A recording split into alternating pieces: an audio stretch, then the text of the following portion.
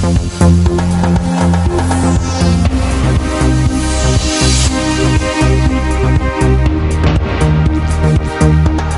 morning and welcome to Newsfirst Prime Time Sunrise. Hello there, a very good morning and welcome to Friday's edition of Newsfirst Prime Time Sunrise with Nisha and Silva. Let's start off with a look at your headlines.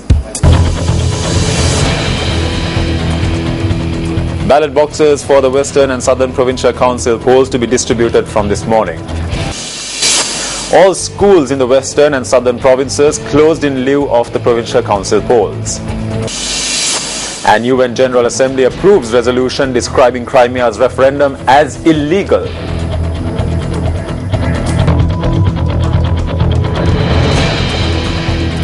On to your stories in detail now. The Election Secretariat notes that the ballot boxes and ballot papers for the Western and Southern Provincial Council elections will be distributed from 7 this morning.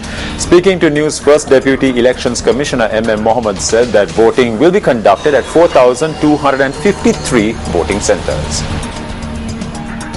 5,898,427 individuals are eligible to cast their vote at tomorrow's elections.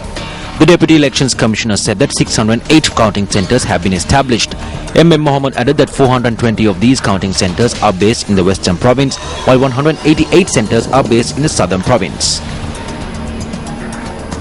Meanwhile, the police say that 26,000 police officers have been assigned for election duty. Police media spokesperson SSP Ajit Rohana said that 2 armed police officers will be assigned to each election centre to ensure the security in the area.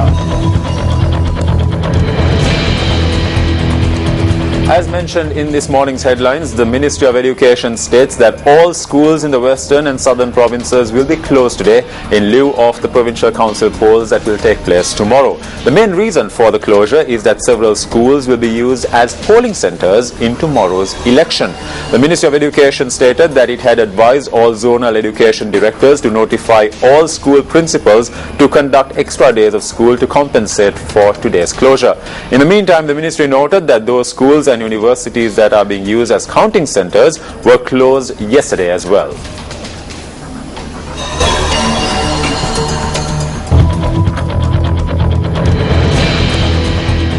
Now, how is the preparation for the Provincial Council elections progressing? We have the district secretaries of the respective districts elaborating further.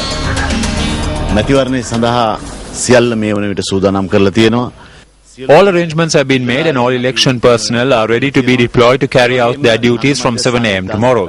I would like to inform all voters that they should bring their national identity cards to the polling centres.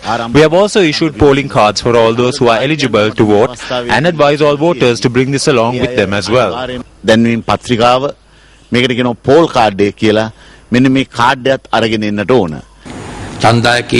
881,814 individuals have gained eligibility to cast their vote at tomorrow's election in the Kaluthara district. Polling will take place in 613 polling centres for the 8 electoral districts which come under the Kaluthara administrative district. All arrangements have been made for tomorrow's elections. There will be 85 counting centres for tomorrow's poll.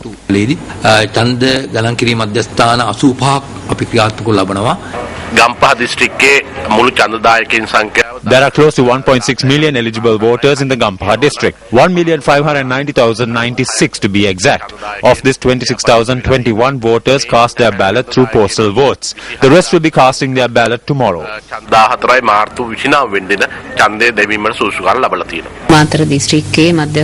There will be 450 polling centres in the Mathura district for tomorrow's poll. All arrangements are being made for the poll. Arrangements are being made to distribute the ballot papers and polling cards from the Mathura Technical College and the Rovana College. A special traffic plan will also be implemented. 809,088 voters will be casting their ballot at 700 polling centres within 10 election districts in the Galle district.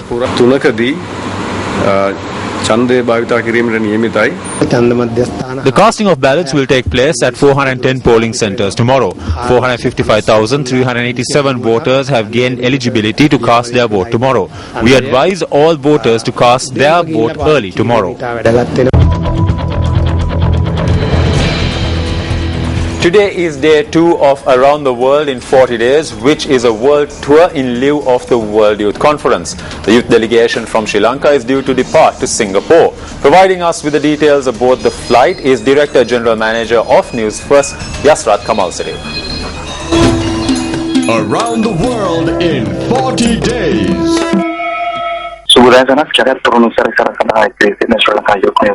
Currently, the Newsfirst team is geared to head to Singapore. We are currently in the plane which is flying to Singapore, and we will be leaving to Singapore in a while. A special function was held yesterday with the Sri Lankan High Commissioner in Malaysia, Ibrahim Anza. A large number of Sri Lankans attended the function. Today we depart for Singapore. We are due to hold discussions with several youth groups whilst there. These discussions will take place at around 1 p.m. Sri Lanka time. We are also scheduled to hand over to these groups the national flag of Singapore, and tomorrow we will leave for Indonesia as part of our tour around the world.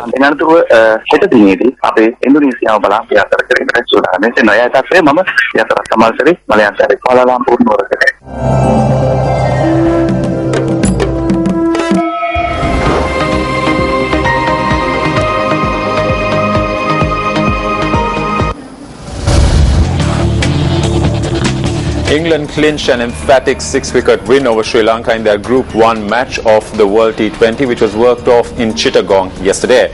Putting to bat first, the Lankans posted a challenging total of 189 runs for the loss of 4 wickets in their allotted 20 overs. Mahela Jayawardene top scored for Sri Lanka with 89 runs or 51 deliveries, while T.M. Dilshan assisted him with 55 of 47 balls. Jayawardene and Dilshan put up a stand of 145 runs for the second wicket after Kusal Perera was dismissed for just 3 runs in the second over. Jed Dernbach and Chris Jordan picked 2 wickets apiece for the Englishmen.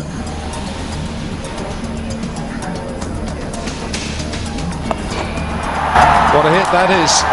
Brilliantly struck by Jayawardene. He'll get 4 more. A charge as well. Up and over. He doesn't get all of it, but he stayed there and the fans have loved what... No, beauty.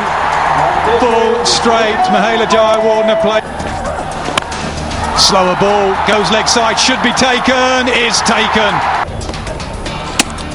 A target of 190, England got off to a disastrous start when they lost their first 2 wickets in the very first over for Newcastle. However, a 150-run partnership between Ian Morgan and Alex Hales ensured victory for England.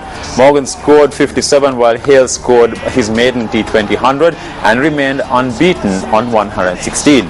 Newcastle ended with figures of 4 for 32 runs.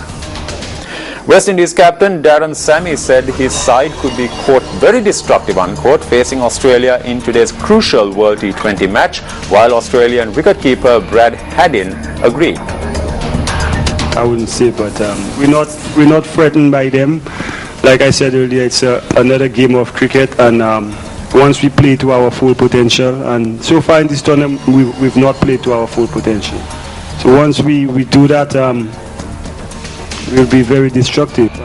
I think we've seen over 2020 cricket for a long time. Chris Gale's probably one of the most destructive batsmen, I think, along with Shane Watson in his form of the game. So the earlier you can get guys like that, the longer you go to winning the game. So yeah, it's important that we get him early. Yeah, and it's no different to any stroke maker with that sort of power at the top of the order. You want to get them as early as you can.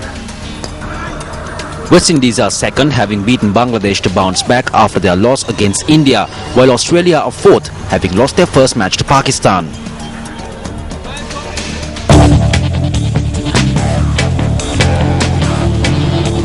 And with that, we wrap up this edition of Newsfirst Primetime Sunrise. It was a pleasure having you with us, and hope you have a brilliant weekend ahead. Hotline 0114 896 896. www.newsfirst.lk. Feedback at newsfirst.lk.